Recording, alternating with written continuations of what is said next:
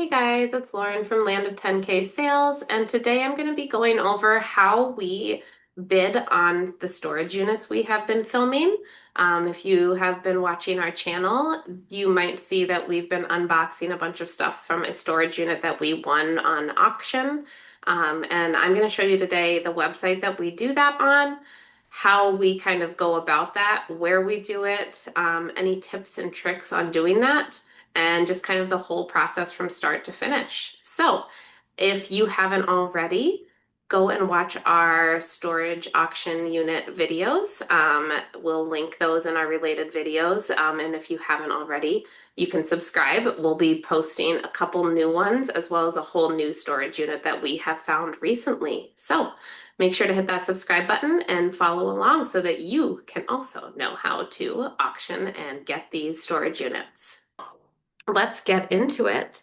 We're going to go to a website here called storagetreasures.com. Looks like this little website. There is an app as well. So we sometimes do this stuff on our computer, but it's nice to also have the app on our phone since it'll kind of give those push notifications to us when we are actively bidding.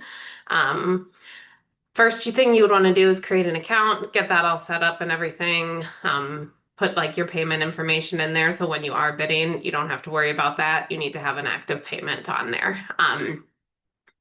It'll ask you about like some membership types. We don't pay any money for this website. So we have like the $0 a month, but there's a couple different memberships you can get. There's like different reasons you would get them. If you're doing a lot, that buyer premium, you do have a premium on everything that you bid on, so it would be a little more expensive. So if you are bidding on a lot, and it would make sense for this 10, 20, $30 a month, it could, uh, if you're bidding on like pretty expensive units or anything. We don't do it enough yet. Fingers crossed, hopefully we will be able to. Eventually we could maybe do one of these. There's some other things that you get as well, like you can bid in a further radius, have a higher bid, high bidder limit. So like you can be the higher bidder on a certain amount of auctions, have more authorized pickup, and then they kind of provide more support for people who have active memberships. But we've never actually had any of like these issues where we really need support or any like suspensions. As long as you're following the rules, we haven't had any issues, and I haven't heard of anyone else having issues. So it is a free website. It's just going to be that buyer premium that's kind of a lower for you, and it would make sense if you are buying a lot of them. So that's those memberships there. We'll go on here. We always look on the online storage units, live storage auctions. I only really see things on like the East and West Coast. We're smack dab in the middle of the United States, so it wouldn't really make sense for us. But if it does, you could look at those. But we're going to focus on the online storage auctions. And a couple things here. We search by our zip code, and then you can search also by the mileage. So I usually start around 10 miles. There's not a lot close to us, 5 miles. Do 10 miles. I always do expire date, so I want the soonest because usually when I'm looking for an auction, I want it now. I want that instant gratification, so I do soonest to latest. Um, and then I will search. And if I don't find a ton, sometimes like it shows me there's 63 auctions that pulled up. If it's not a ton that I see are ending soon, I might increase it to 25. I don't think we've gone above this 50 mileage, just because it gets a lot if you are traveling back and forth or if the unit's pretty large. So I'll do that.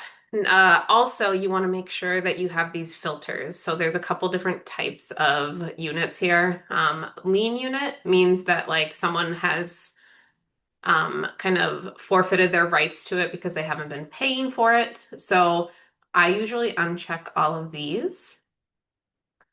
Private seller means, you have no idea. Someone's kind of cherry picked what they want out of there or kind of set it up the way they want. Manager special, same. They're just trying to get rid of some things. Um, Not to say that you can't get good things out of those. We just like think kind of the lean units are the way to go for you don't know what's going to be in there. No one's gone through it. So um, we just go with the lean units usually. We have done a manager special once or twice, and they weren't great, but you can definitely look at them. You'll search them again.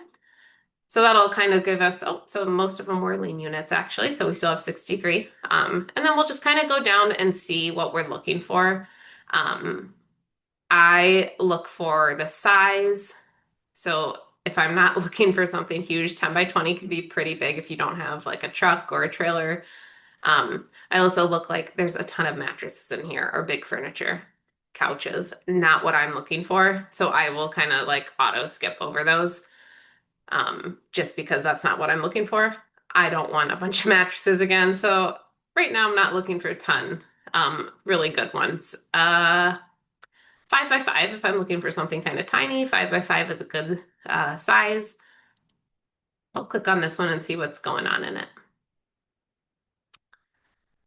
We'll click into it, click this big kind of screen, and then you can zoom in. This is a pretty crappy picture, but we'll go on. Always zoom in. You can kind of see like, oh, this is a certain brand of something, or you can kind of get a good inkling of like what is going on in them.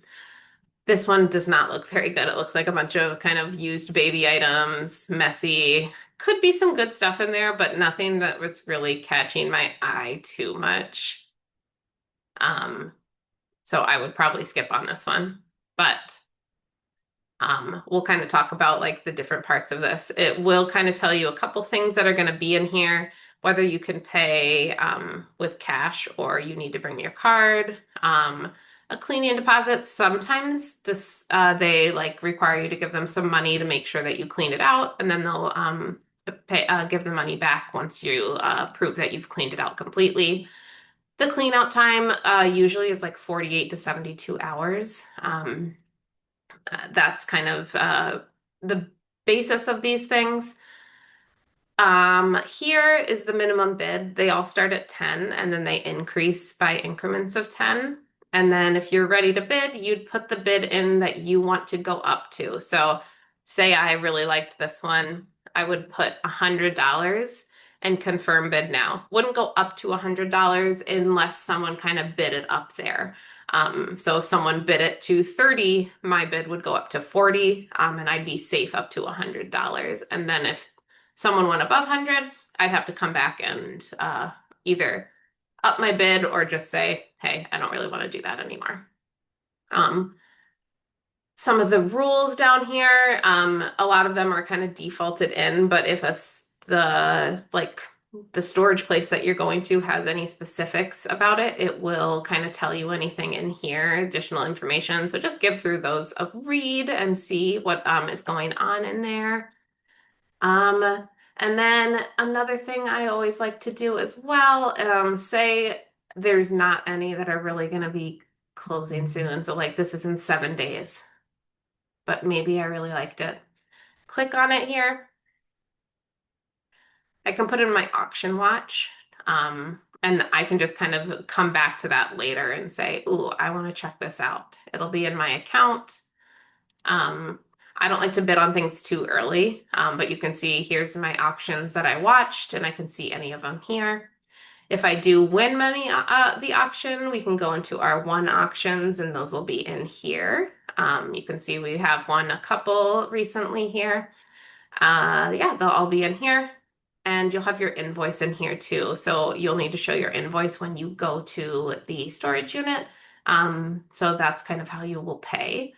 You pay part of the fee to storage treasures immediately, and then you'll pay the second part of the fee to this like public storage or wherever you are going to do that unit is pay or whoever you're paying to there. So you'll go there, do that, and then hopefully they'll let you in after that. We have had a couple times where just nobody's at the place, so definitely call before you go to make sure someone is actually there, because we've had a lot of issues where people don't always work at these units constantly, and we just had to wait or call different places and finally get a hold of someone. So that could be kind of annoying.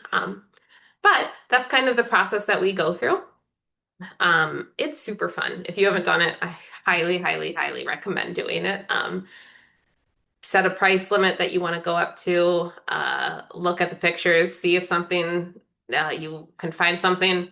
Definitely get a car that can fit more than just a couple boxes. And don't go too far away because if you have to take multiple trips, it can be a pretty long day if you're going back and forth. But if you have any other questions about this, drop a comment below. Also, if you do any of these storage units and you have found something fun, also drop a comment and tell us something that you found and tell us something you like about storage units. Um, we'll be making a couple more videos this week as well. So if you don't want to miss out on those, make sure to hit that comment or subscribe button down below and give us a like on this video. It would really help us out. Thanks for watching.